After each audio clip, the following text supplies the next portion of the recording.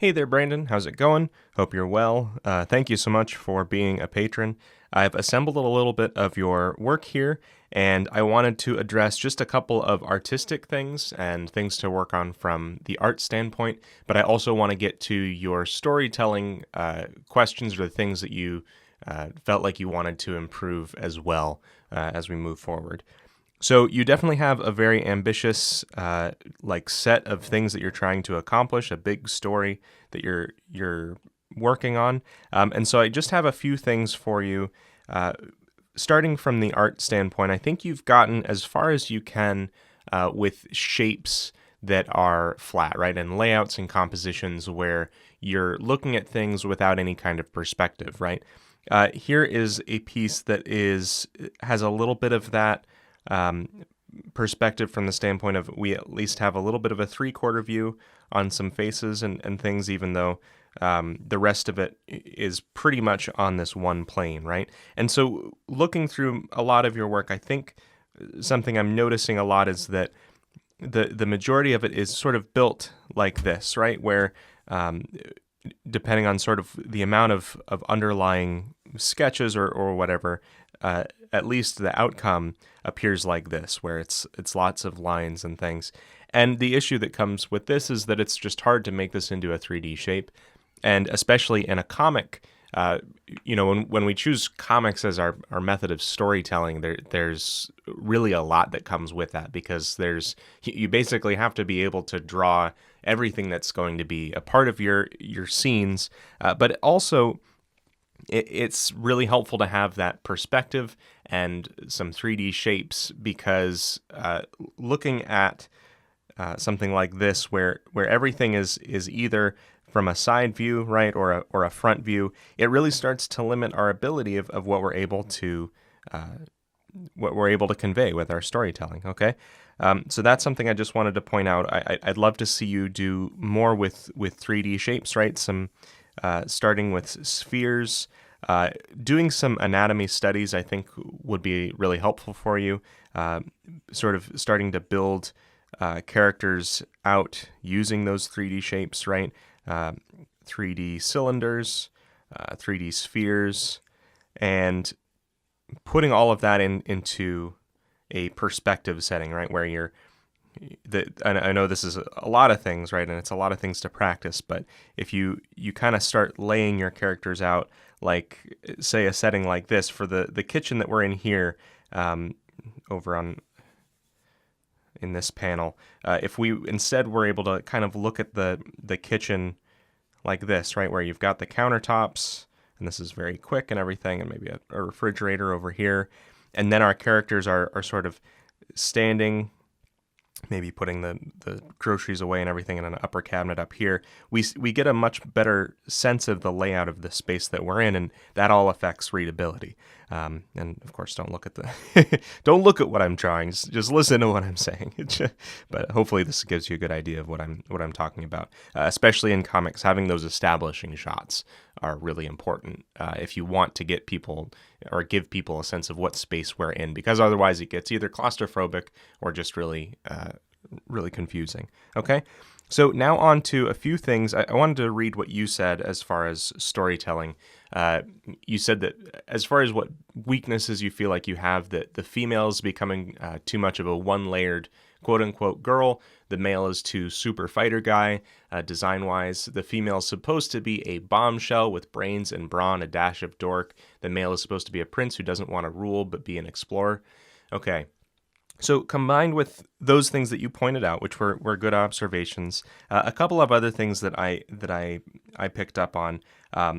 This was another artistic thing that I just wanted to mention was I don't think that the use of real life photographs in a comic really does too well unless it's like a very established, Roger Rabbit type composition or what am I trying to say? Where you really have purposefully introduced that combining those mixed medias is part of the conceit, right? So I would try and just draw the newscast instead, because otherwise it's distracting. A few things that I picked up on here is a panel where the two characters are spending the time describing how her name is supposed to be pronounced, right? And if these characters were actually just talking to each other, there wouldn't be that issue, right? He'd be saying back what she says to a certain extent, right? Like he's just going to be mimicking the phonetics of what she's saying. He's not reading what she says, right? There was another. This line here. Do you have a broken vehicle I can work on? Because she's trying to leave. Reads to me a little bit like, on a character sheet or a character description, she's a mechanic, and so it's the comic story is just serving as a means of reading that character sheet, right? Does that make sense? And so what I want you to do, and from this and from other things that I saw, there's one part where the character was saying, my job is to be cute, stuff like that, and overall the purpose of that character, and I think it's the one that's in these panels here, is the purpose of the character is to support someone else. I just want you to think about that for a second, like looking at characters as people and people that live in real life. Even the best couples you can think of, or best romantic or ideal relationships you can think of, that or even the most what do you call that, where they're codependent. Even the most codependent relationships, still the person has more to them, right? They're a person with their own, three-dimensional personality and everything besides that relationship. No matter how important that is to them, they're not defined by another person, right? And just sort of thinking about, like, if you were defined by your boss or someone you're in a relationship with, or there's even a difference when it's living in the shadow of someone else, right? Like a parent or someone that you need to live up to. But just being defined by someone else is not a three-dimensional character, right? So adding 3 dimensions both in your art and storytelling is sort of the path that I'd like you to work on. And just thinking about that, I know that you have really big ambitions as far as, a fantasy story, with things like especially exploring relationship dynamics and stuff like that. What I'd like for you to do is enter a little bit of a research phase with your storytelling. So looking at your favorite stories, right, and preferably across multiple mediums, whether it be comics or film or animation, and I want you to look at just the story that exists and pick out what you know about the character, but not through a description that you read ahead of time or your recollection of watching the movie before, or listening to a critical analysis or anything like that. I want you basically just go through and make a note of, or write down preferably, what you learn about the character only through that story. So through their actions in the story, right? Figure out how many things are actually explained to you, right? In that show don't tell idea, right? How many things are actually shown to you instead of just told to you? I'm thinking about things like the movie Up, right? Just, classic Pixar movie where there's very little dialogue for the first little while, or at least there's that section of the movie, that first 10 minutes that everyone always loves. There's a very little dialogue, and a lot of things are shown to you. And so the characterization of the older version of Carl is, he never says to Russell, especially because it's part of his personality to be a little bit clammed up, right? But he's never saying to Russell, I've had a really hard life and a lot of traumatic things, and I can't trust you because of this and this, right? They're all things that we understand outside of the story, but the characters in the story don't need to describe to each other or to us. And the other thing that I wanted you to kind of use as an exercise in storytelling is go through that kind of thing, and then instead of trying to develop characters whole cloth, I want you to take people that you know in real life, people you know really well, siblings, friends, family members, right? And tell a story with them. And it might sound really, it sounds reductive, right? It sounds like maybe a silly idea, but tell a very short story about people that you know.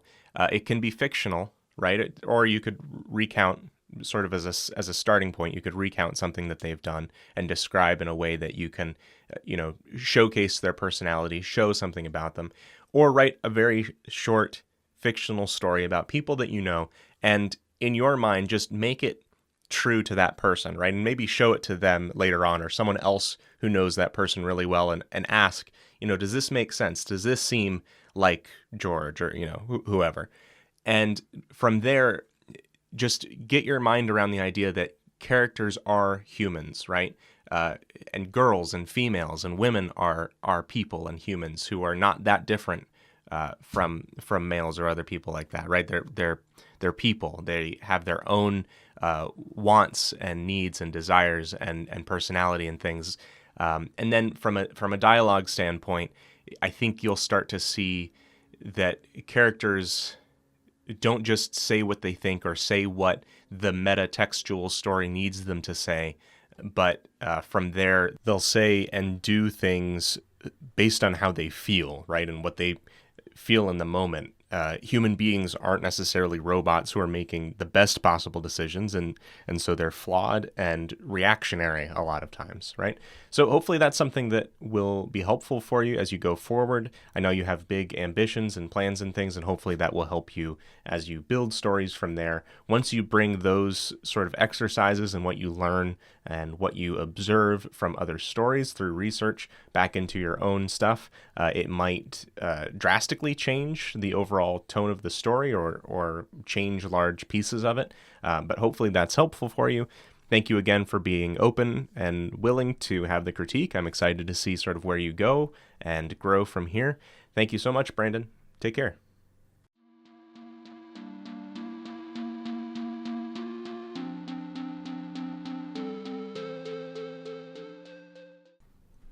Mossy Laura, how's it going? Thank you so much for being a patron and being willing to have a critique. I assembled some of your work here, not because you mentioned anything about needing help with art or specific things that you were working on or needed help on from a artistic or technical standpoint, but just because really this is some nice work that you have. It's all really what it made me think was this looks like the kind of work that is ready to be made into a story or, draw that comic. There's a few environmental scenes like this. And so maybe if you're looking for something to work on, I'd at least like to see sort of your ability to create a scene, right? Sort of like this, but maybe with some more dynamic posing or a bit more perspective going on. Really what I thought when I looked at your work was just that. This looks really good. Where is the storytelling? Where's the comic or scenes or things? Where's the substance to this? And then I read what you mentioned in the thing that you're really looking for help with the most. And I think it's a really interesting topic. So just sort of to read back, you said that you can't bring yourself to show friends and family your story if you're being too cruel to your fictional characters. I'm always scared that their perception of me will change as if there's something wrong with me personally, or a character having a flaw and making a mistake, or telling a cheesy joke, or heaven forbid they get hurt in some way. And that there's something, that you see or worried that people will see you differently because of something that your characters do. You said it's not like I torture my characters, but I still feel guilty for making some fictional lives so difficult. Instead, I fill up pages with concepts or a few panels of really lighthearted character moments without ever getting to the actual story. So that's actually what I kind of thought from the beginning here. And I think it's a really, really interesting topic that you brought up, and I completely understand where you're coming from. And some of it is going to be sort of just pushing past that idea, right? Or of being judged and stuff, and just kind of not giving so much power to other people's opinions of you and everything. But I think it's a really interesting topic, that one of you, the artist, are not a bad person for creating a story where bad things happen to people or people are imperfect. I think there's sort of a bigger question that's important, which is that idea of artistic voice and what are you trying to say? If you have a story where the ultimate sort of message is that life is pointless and evil always wins or something like that, that's sort of a different conversation to have with those friends and families, right? And I get the sense from you that there's people who are close to you, who are important to you, and it matters what they say and think to you, and it affects the relationship that you have with them to a certain extent. I can relate to that and everything, and through what you're trying to make. I'm someone who I don't even really enjoy stories that are overly dark or scary or violent or gruesome or anything like that. But I think the baseline to establish here and the conversation maybe to have with the people that you're worried about having these judgments is, what are the stories that they enjoy, right? What movies are their favorites, and what things, what stories resonate with them the most?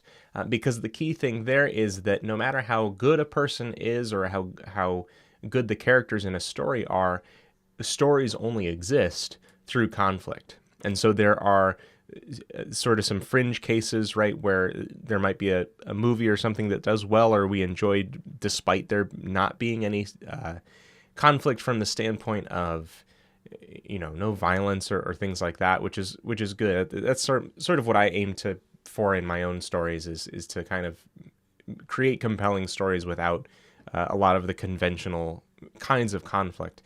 But no matter what, you're going to have characters who are imperfect. Flawed characters are inherent to a good story. That's the number one thing that I mentioned when talking about making characters that are likable. If a character doesn't have flaws, then they're robotic, and there's not much that we can really latch onto with that, and there's no reason to really care about them. So that's sort of the main thing I want you to kind of look at with them and say, okay, well, look at even a Pixar film or a children's movie, right, an animated movie. You're still going to find conflict of some kind. And going back to that idea of the main message of the story. What's the overall message?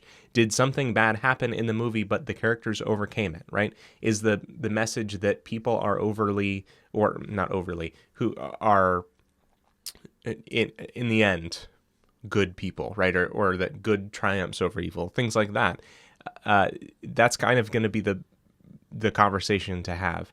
And again, circling back to one of the initial things that I said, giving power to other people when you're creating something is a really great way to make sure that it never gets made, because you're always going to have people, if you cast a wide enough net of an audience, you're always going to have people who dislike something. And that's actually really the mark of something doing well. If something resonates with one person, you're bound to find another person who dislikes it. And you think about the largest franchises in the world, the things that have done the best, the things that connect with people the most are the ones that are going to have really as almost its smallest percentage of the overall total human population are the actual people who like it. More than the people who like it, you're going to find people who are disinterested or people who actively dislike or hate or have problems with that thing, okay? But it doesn't discount or discredit that the thing was good in the first place.